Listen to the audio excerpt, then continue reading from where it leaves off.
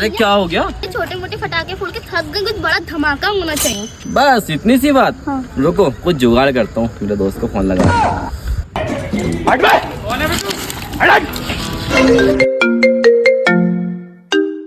Hello, अरे बांडिया भाई कहाँ हो? अरे भैया यहीं पे था यार, ये झाड़ू खाड़ रहा था, गिर गया यार। अरे यार बच्चे लोग छोटे मोटे धमाके से ना थक चुके हैं, कुछ बड़ा धमाका करना है, कुछ जुगाड़ जमा के लेके आओ ना। अरे तुम भाई ऐसी बात है, तुम 5 मिनट रुको, मैं अभी मोहल्ले आता, अभी आके ढोला जमा दूंगा, ढोला आ रहा हूँ बस मैं अभी, बिल्कुल। हाँ पट से हो जाओ रेलवे स्टेशन। हाँ